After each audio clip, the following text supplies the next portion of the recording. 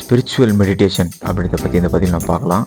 கெட்ட ஆத்ம சக்தியை யோகா ஆற்றல் மூலம் உணர முடியும் அப்படின்றத இந்த பதிவில் இது ஒரு ஸ்பிரிச்சுவல் அப்படின்றத முழுக்க முழுக்க அந்த பதிவில் நம்ம பார்க்கலாம். ஒரு யோகா ஆற்றல் மூலமாக கண்டிப்பாக கெட்ட ஆத்மாவை கெட்ட சக்தியை நம்மளால் ஈஸியாக உணர முடியும். அது மட்டும் இல்லாமல் அந்த யோக சக்தியை வச்சு நல்ல சக்தி நம்ம பக்கத்தில் இருக்குது, நல்ல சக்தி நம்ம பக்கத்தில் ட்ராவல் ஆகுது, இல்லை நம்ம பக்கத்தில் இருக்குது அப்படின்றதையும் ரொம்ப ஈஸியாக நம்மளால் உணர முடியும். அந்த முழுக்க முழுக்க சீக்ரெட்டை பற்றி தான் இந்த பதிவில் நம்ம பார்க்க போகிறோம்.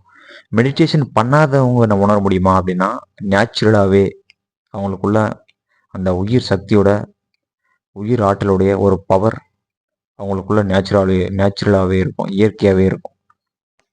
அப்படி இருக்கும்போது ஒரு சிலர் பார்த்திங்கன்னா அவங்களுக்கு ஒரு சிலருடைய கண்களுக்கு நேரடியாகவே தெரிய ஆரம்பிக்கும்.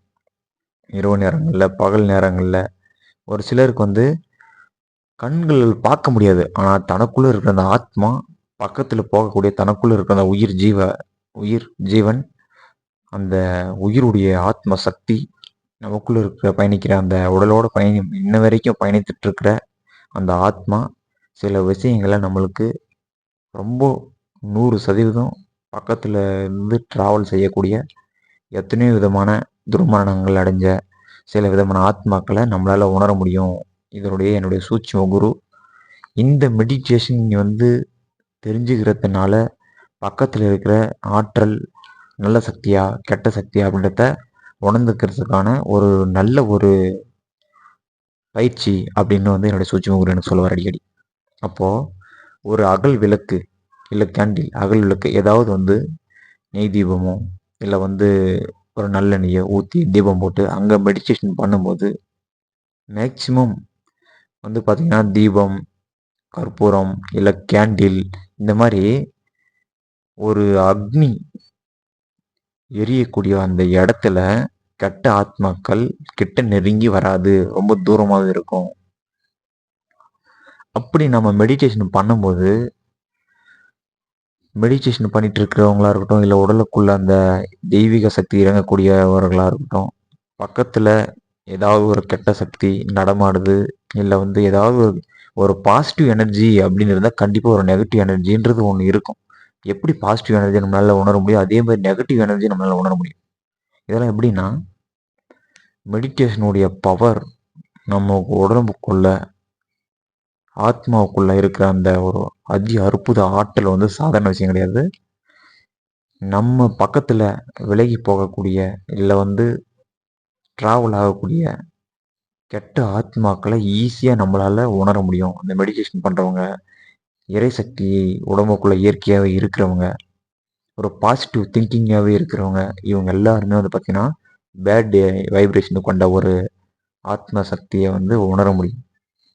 அது அகால மரணம் அடைந்தவர்களாக இருந்தாலும் சரி, துர்மரணம் இந்த மாதிரி அடைந்தவர்களாக இருந்தாலும் சரி, அவங்களுடைய ஆத்மா பார்த்திங்கன்னா முறையான திதி, அதாவது முறையாக அவர்களுக்கு சாயம் சம்பிரதாயம் சடங்குகளை செய்யாமல் விட்டு இருப்பாங்க, சரியாக பண்ணியிருக்க மாட்டாங்க. அப்படி இருக்கும் பட்சத்தில் எந்த இடத்துல உயிர் பிரிந்ததோ அந்த இடத்தில் பார்த்திங்கன்னா ஒரு வேகமாகவும் தாகமாகவும் அவங்க ஏதாவது இன்னும் அவங்களுக்கு ஒரு பிளட்டுடைய ஒரு ட்ராப் இருந்தால் அவங்களுக்கு ஒரு வேளை சாப்பாடு, அந்த மாதிரி ஒரு பவரை அதிலிருந்து உறிஞ்சி எடுத்துப்பாங்க.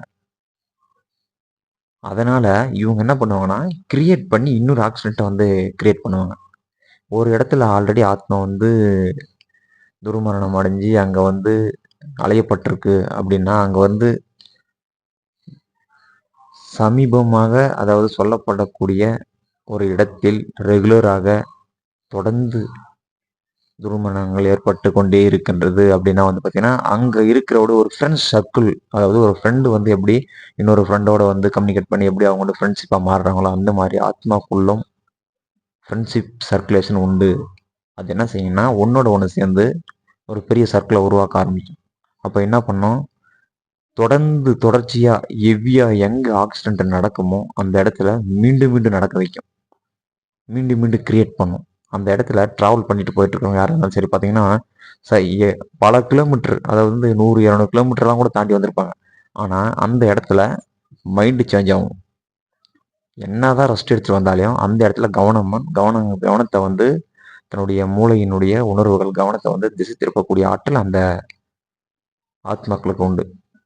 அது ஒரு ஆத்மாக்கள் சேர்ந்தவை இவ்வளோ பவர்ன்னும் போது, இன்னும் பல ஆத்மாக்கள் சேரும்போது ஒண்ணா அங்க என்ன நடக்கும்னா, ரொம்ப ஈஸியா அவங்க நினைக்க வேண்டிய நேரத்துல, ரொம்ப ஈஸியா ஒரு விதமான பேடு நெகட்டிவிட்டிய ஏற்படுத்தி, அங்க இருக்கிறவங்கள வந்து கிரியேட் பண்ணி, டிராவல் ஆகும்போது ஈஸியா வந்து ஒரு விபத்தை ஏற்படுத்தக்கூடிய ஒரு ஆற்றல் அதுங்களுக்கு உண்டு. எதுக்கு இது விபத்தை ஏற்படுத்துதுன்னா, அதுங்களுக்கான உணவு, அதுங்களுக்கான வந்து ஒரு விதமான ஆகாரம் வந்து இந்த ஒரு விதமான பிளட் தான். சில பேருக்கு பிடிச்சிருக்கும். இறந்து போனாலுமே கூட அவங்களுக்கு பிடிச்ச பொருட்கள் வந்து நம்ம வச்சு படைச்சு அவங்களுக்கு திதி கொடுக்கறத நீங்க பார்த்துருப்பீங்க. அந்த மாதிரி உயிரோடு இருக்கும்போதே அவங்களுக்கு அப்படி ஒரு விதமான ஒரு உணவு மேலேயும் எப்படி ஈர்ப்பு ஏற்படுதோ அதே மாதிரி இறந்ததுக்கு அப்புறமும் அதே விதமான ஒரு ஈர்ப்பு இருக்கும். அப்படி இருக்கும்போது என்ன நடக்கும்னா, அவங்களுக்கு தேவை வந்து ஒரு உயிர், ஜீவ ஆத்மா, பிராணம், பிராணசக்தி பிளட்டுலேருந்து உறிஞ்சி எடுத்துக்கும். அப்போ அது மட்டும் இல்லாம அணுக்கள் உடல்ல நம்ம உடல்ல உருவாக்கக்கூடிய இயற்கையா உருவாக்கக்கூடிய வந்து ஸ்பேம் அணுக்கள் வந்து பாத்தீங்கன்னா, கனவுல வந்து ஒரு விதமான பேட் கனவுகள் வர்ற மாதிரி, அது மூலமாக வந்து அதனுடைய அணுக்களை எடுத்துக்கிட்டா அவங்களுக்கு வந்து அதுவும் வந்து பாத்தீங்கன்னா பிராணசக்தி. அந்த பிராணத்தின் மூலமா தான் வந்து பாத்தீங்கன்னா அந்த ஜீவாணு உருவாகக்கூடிய அது மூலியமா தான் வந்து பாத்தீங்கன்னா ஜீவன் உருவாகும். பிறப்பு இந்த மாதிரி எல்லாமே. அப்படி இருக்கும்போது அதையும் வந்து இதுங்க ஒரு மோகினி, இல்ல யட்சினி இந்த மாதிரி ஏதாவது ஒரு பெண் ரூபத்துல, ஆண் ரூபத்துல இந்த மாதிரி வந்து என்ன பண்ண கனவுகள்ல அந்த மாதிரி வந்து தாது நஷ்டத்தை ஏற்படுத்துங்க. இதெல்லாம் வந்து சூட்சுமம் தான். ஸ்பிரிச்சுவலாவே இன்னும் நிறைய விஷயங்கள் இருக்கு. அதெல்லாம் கூட நான் வரக்கூட பதிவில் போடுறேன். இதெல்லாம் எப்படி தடுக்கணும்னா, நமக்குள்ள ஒரு பாசிட்டிவ் எனர்ஜியை உருவாக்கணும், தெய்வீக எனர்ஜி உருவாக்கணும், ஒரு தேவதா சக்தியை நமக்குள்ள வந்து எப்பவுமே ஒரு பாசிட்டிவா ஒரு எனர்ஜியை நமக்குள்ள ஏற்படுத்திட்டு இருக்கணும்னா, அதுக்கு முதல் வழி வந்து பக்தி, இரண்டாவது வழி வந்து பார்த்தீங்கன்னா யோகம், மூன்றாவது வழி பார்த்தீங்கன்னா அந்த கோயிலுக்கு போயிட்டு வரக்கூடிய ஒரு நல்ல பழக்கங்கள், இல்லை நம்ம வந்து ஒரு அகல் விளக்க வச்சு தியானம் பண்றோம், இல்லை மெடிடேஷன், கேண்டில், இந்த மாதிரி ஏதோ ஒரு விதமான நெருப்பு, எத்தனையோ விஷயங்கள் நீங்க பார்த்துருப்பீங்க. அக்னி யாகம் இதெல்லாம் வந்து எதுக்கு பண்றாங்க, ஒரு விதமான ஹை ஃப்ரீக்வன்சி ஸ்பிரிச்சுவல் அந்த காஸ்மிக் எனர்ஜியை உருவாக்கத்தான். அந்த எனர்ஜினால தேவர்களுக்கே சக்தி கிடைக்கும் அப்படின்னா பார்த்துக்கோங்க. அந்த அளவுக்கு வந்து பெரிய ஒரு பவர். அப்போ யோகம் செய்யக்கூடிய அத்தனை பேருக்கு வந்து பார்த்தீங்கன்னா, பக்தியாக இருக்கக்கூடியவங்களுக்கும் சரி, கோயிலுக்குள்ள போயிட்டு வரவங்களுக்கும் சரி, ஒரு பக்தி விஷயங்கள் எது கிடைச்சாலும் கிடைக்கட்டும். எனக்கு தேவை என்னுடைய உண்மையான ஒரு பக்தி, உண்மையான ஒரு டிராவல், உண்மையான ஒரு தெய்வீக சக்தி. அவங்க கூட எப்பயுமே ஒரு கனெக்டிவிட்டியில இருக்கிறவங்களுக்கெல்லாம் வந்து பார்த்தீங்கன்னா, கெட்ட ஆத்ம சக்தியை முன்னாடி ஏதோ ஒரு சம்பவம் நடக்க போகுதுன்னா, அவங்க முன்கூட்டியே உணரக்கூடிய ஒரு பவர் அவங்களுக்குள்ள இருக்கும்.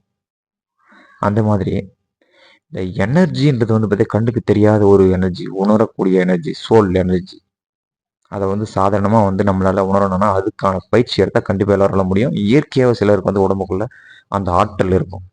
ஒரு பேட் வைப்ரேஷன் நம்மளை கிராஸ் பண்ணி போகுது, இறந்த ஆத்மாக்கள் ஏதாவது ஒன்று நம்மளை கிராஸ் பண்ணி போகுதுன்னா, அவங்களுடைய உடலில் ஒரு விதமான சிலிர்ப்புகள் ஏற்படும். இல்லை ஏதோ ஒரு விதமான மனசுக்குள்ள ஒரு விதமான எண்ணங்கள் டக்குன்னு யாரோ சொல்ற மாதிரி ஏதோ நம்மளை கடந்து போகுதுன்றதை அவங்களால உணர முடியும். ஆக்சுவலி பின்னாடி கடந்து போற விஷயத்த பின்னாடியும் சரி முன்னாடியும் சரி எந்த விதமான டைமென்ஷன் அதை கடந்து போனாலும் அதை உணர முடியும், ஈஸியாக உணர முடியும். அதே மாதிரி கெட்ட ஆத்மாக்களை எப்படி உணர முடியுதோ அதே மாதிரி நல்ல சக்திகளையும் நம்மளால உணர முடியும். இதுக்கு வந்து மெடிடேஷன்ல வந்து பார்த்தீங்கன்னா, தியானத்துல ஒரு அகல் விளக்கு வைத்து அந்த தீபத்தையே பார்த்து பார்த்து தினமும் 3 நிமிடம் 5 நிமிடம் போதும், அதுக்கு மேலே வந்து பண்ண தேவை.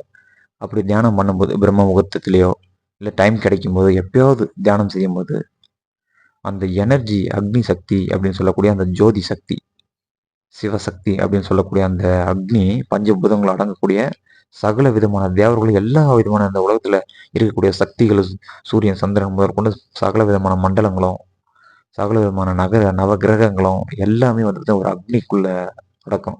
அப்போ அந்த அக்னி வந்து பார்த்தீங்கன்னா, அக்னியை எடுத்து எத்தனையோ விஷயங்களை வந்து பார்த்தீங்கன்னா, அக்னியை எத்தனையோ முறைகளில் கையாண்டு எத்தனையோ விதமான அணுக்களும் எல்லா சக்திகளும் உருவாக்க முடியும். அதை நம்ம வந்து உருவாக்க மட்டுமல்ல, அந்த அக்னி சக்தி நமக்குள்ள கிரகிச்சிக்க முடியும். அப்படி இருக்கும்போது கற்பூர தெய்வத்தை பார்த்து அந்த சக்தி பார்க்கும்போது நமக்குள்ள ஒரு விதமான பாசிட்டிவ் எனர்ஜி உருவாகும். அந்த தீபம், அக்னி, சூரியன் இதெல்லாம் வந்து நம்மளை பார்க்கும்போது நம்ம வந்து அதை பார்த்து மெடிடேஷனோ ஏதோ செய்யும்போது நமக்குள்ள ஒரு விதமான பாசிட்டிவ் எனர்ஜி உருவாகும். இந்த மாதிரி தியானம் செய்பவர் அனைவரும் எல்லாருக்கும் வந்து பார்த்தீங்கன்னா, அவங்களுக்குள்ள ஒரு விதமான பாசிட்டிவ் எனர்ஜி இருக்கும். நமக்கு இப்போ கடந்து போகும்போது நம்மளுடைய கெட்ட சக்தியை ஏதோ ஒரு சக்தி நம்மளை கடந்து போகும்போது அதை நம்மளால உணர முடியும். அதுக்கிட்ட இருந்து நம்ம தற்காத்துக்க முடியும் அப்படின்றத வந்து இந்த பதில் ஒரு ஸ்பிரிச்சுவலாக நான் வந்து ஒரு டிஃப்ரெண்ட்டான ஒரு கண்டென்ட்டை நான் போடுறேன். இது பற்றியெல்லாம் இன்னும் வரக்கூடிய பதிவுகளும் வந்து பார்த்தீங்கன்னா ஸ்பிரிச்சுவல் சம்மந்தப்பட்ட விஷயங்களும் நிறைய நான் போடுறேன்.